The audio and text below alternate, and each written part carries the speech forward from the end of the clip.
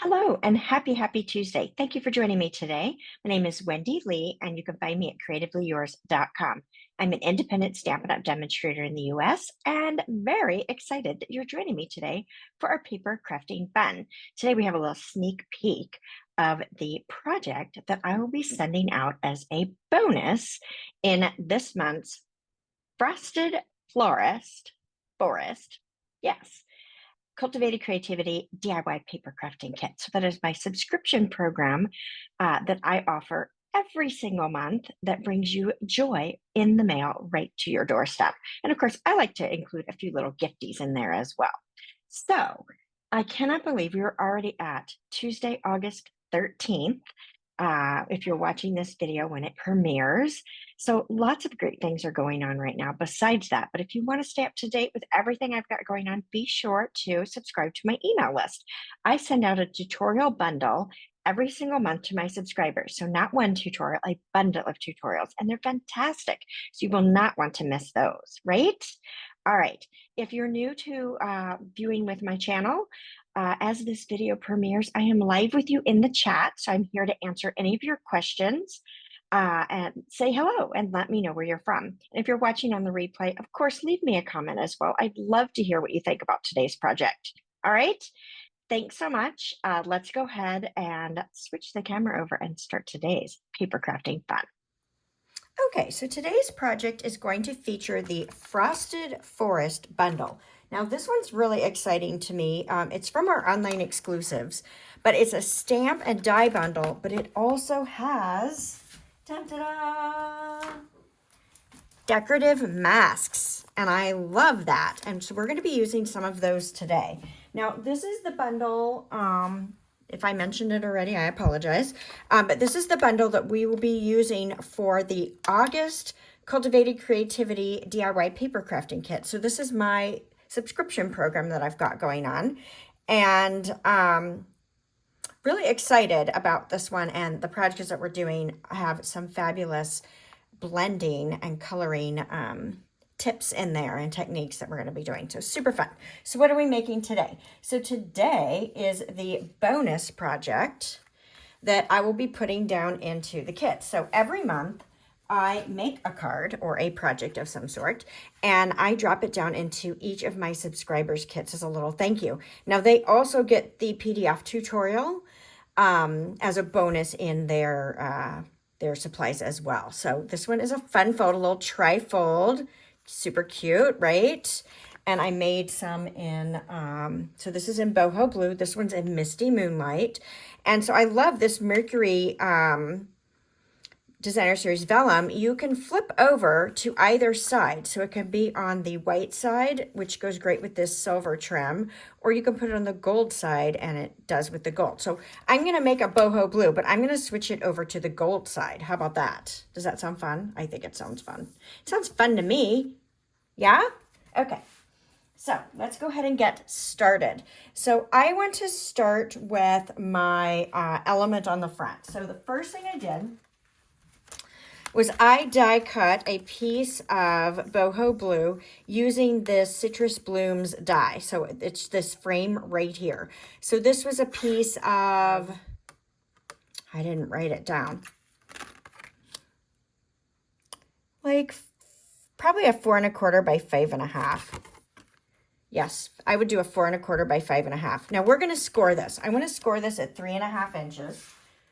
So let's bring our Simply Scored in. You can do this on your paper trimmer as well. I just prefer the scoreboard if I'm doing multiple score lines or if I'm doing a demonstration. Now it looks like I got a little debris on this side, so I'm going to make this my skinny side because we're going to cover that up anyway.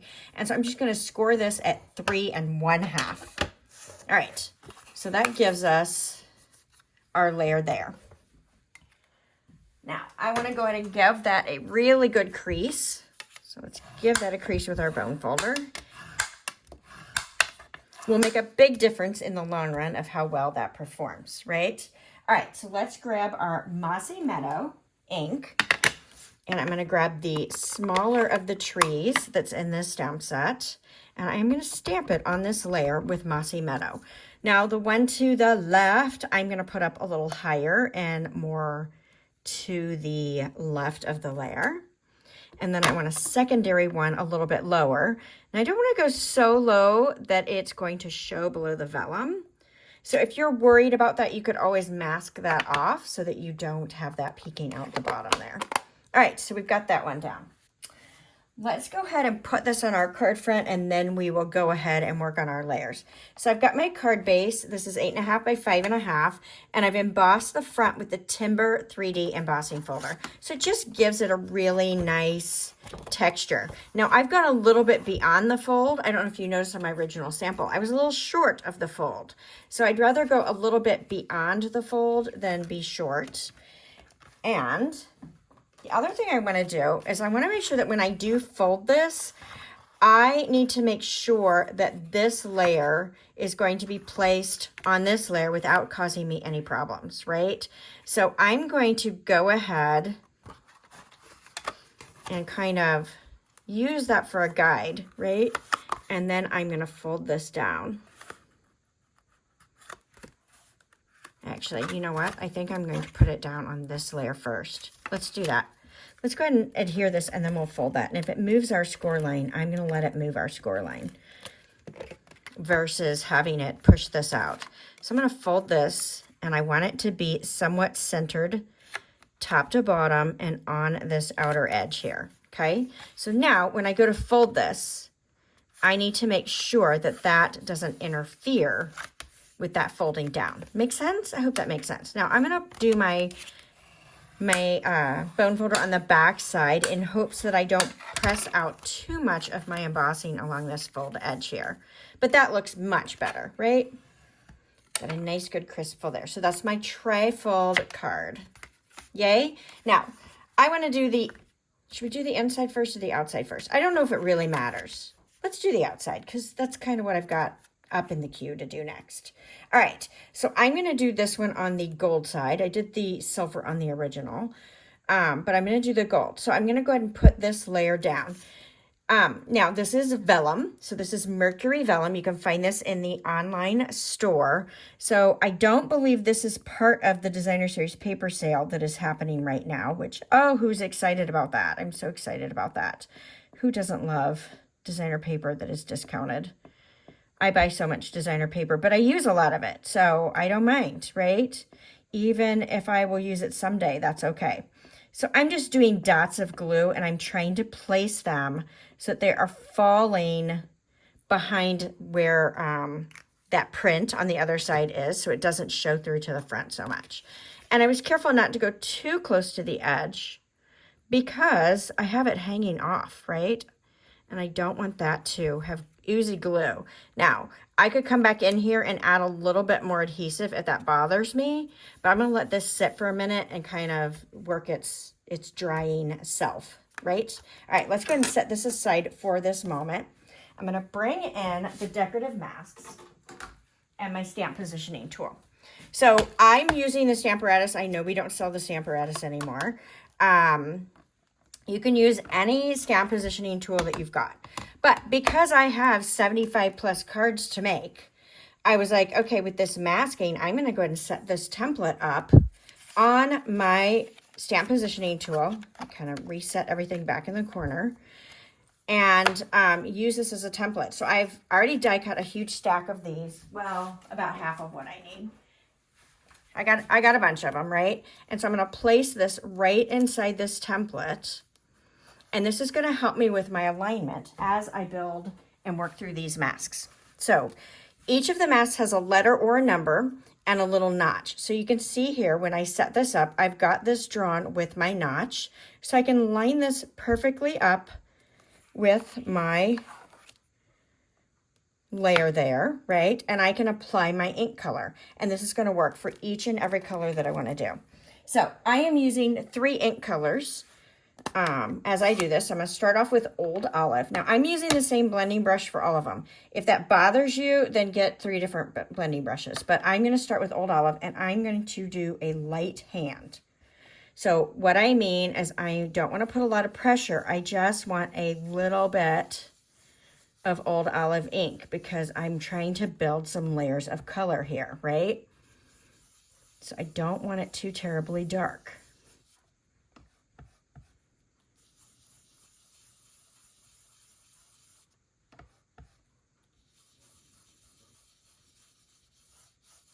Okay, let's see how that looks. That looks pretty nice. Maybe go a little bit darker. I just don't want to go too dark, right? Because I want a light hand. Okay, so now I'm going to pull this off. So that was mask A. I'm going to find mask B, which is this one, and I'm going to lay this right on top again and secure that in place. And here I'm going to do Old Olive again. But this time I'm going to go a little deeper in color. I just put my hand down in the ink.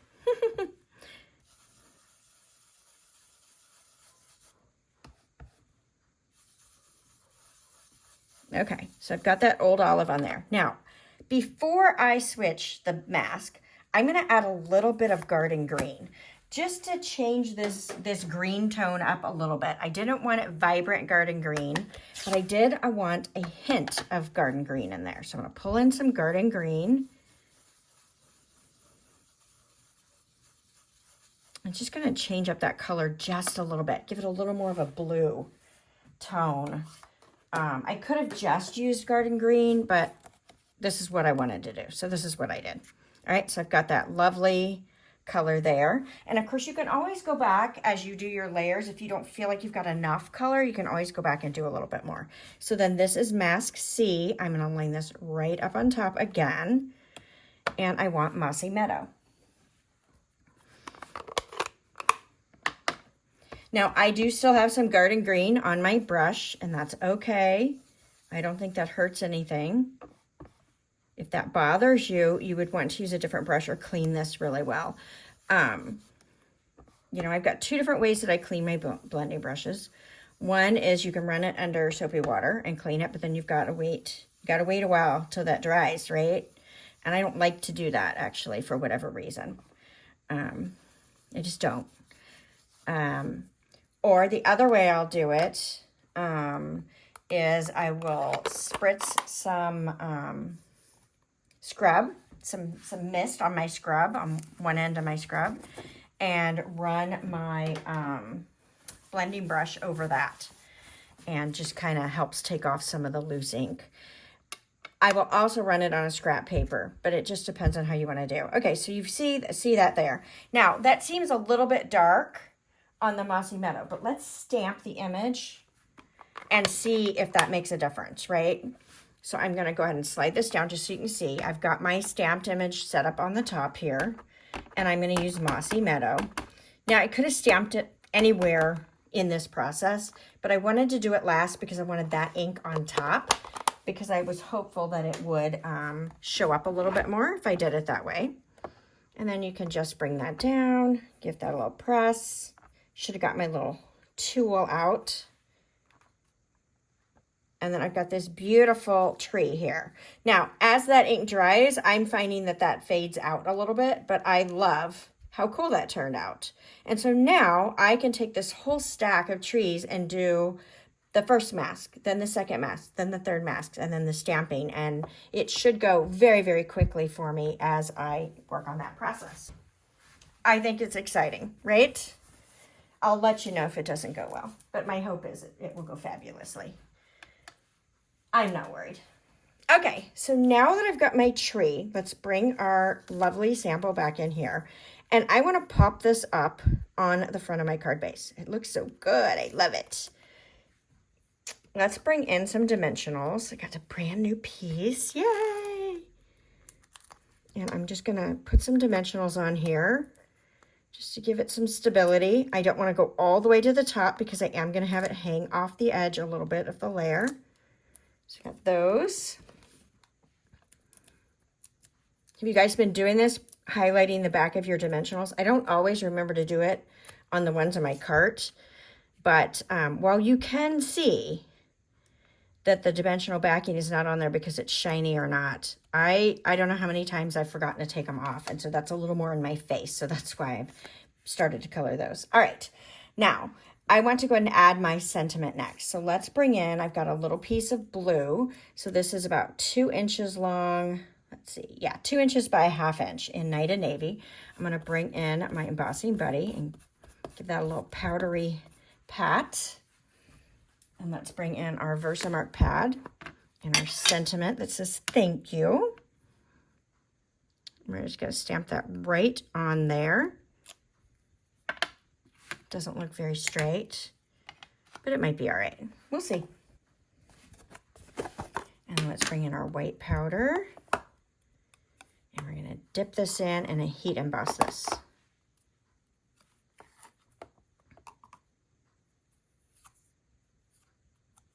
Yeah, totally crooked.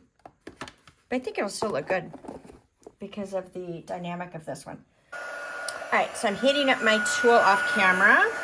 And then once it's warm, I'm just going to hold it about an inch, inch and a half away from my cardstock or so. And just wait as it starts to melt. I'll move it along the cardstock and emboss that sentiment. Nice. I love it. All right. So now we can take this, and I want to put my little trim. So we're using the gold side, so we're going to use some gold trim. And I'm going to use about 4.5 inches, right? 1, 2, 3, 4.5-ish inches. All right. So let's put some Stampin' Seal on the back of this. Okay. And then I'm just going to fold this trim, kind of like a little, kind of like the little hope ribbons. I guess you could call it that. Okay. And of course, if you want to snip off your ends, you can snip off a little. And then I want to put some dimensionals on this. Let's bring those back in. Oh, need a little bit more adhesive where those overlap, I think. You can also add a little bit of transparent tape if you'd like to hold that in place. But I don't think I'm going to need it. All right, so we're going to put a dimensional across the ribbon. And then I'm going to put one out here. I'm not going to put one on the other end because I want it to hang off the tree. So let's see what we get. And then if we need to, we can always slide one in. But I'm going to try to see what I like here. I kind of like that. Yeah, that's going to bug me. Let's double stack. And we have to double stack because the tree has popped up, right? So it wouldn't be flat if we didn't. It was not the best double stacking alignment I could have done, but it's fine. Woo! There we go. My arthritis is getting me today. All right, we'll pop that in there and just kind of secure that down on that end. That way it's not going to float and flap in the breeze. All right, let's add a little bling-a-bling to the front here. I'm hoping that all of my Cultivated Creativity subscribers love their projects, especially this card that I am making for them. So much fun. All right, so we've got a sprinkling of gems on the front, just gorgeous. So let's go ahead and bring our design to the inside. So here I have, inside the trifold here, I've got my layer, and we've layered on some other elements as well. Okay, so first, let me grab my white layer. So this is 4 by 5 1/4, so simple, standard size layer. Nothing crazy going on. And we're going to bring in our Mossy Meadow. And I want to stamp that sentiment at the top there. Of course, you could move the sentiment around if you want. Put it in different places. I don't always put it in the center at the top. You guys know that. All right, so since my sentiment is good, now I can build this, right? I'd like to do the sentiment first because if I would add all my layers and then I mess up my sentiment, then I gotta try to pull it apart. So we're gonna use our Bee Builder punch. I use that little heart on that all the time. So my punch is locked, you unlock it, opens up, you're gonna put your paper in here.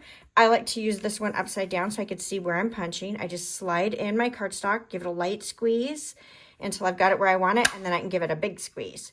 You could also lay it flat on the table and do it. So if you're arthritis, if you're like me and your hands are sometimes hard to grip, you could easily do that. So to close it, put it away, I'm just gonna squeeze that and then slide that locked, and it's good to put back on my shelf.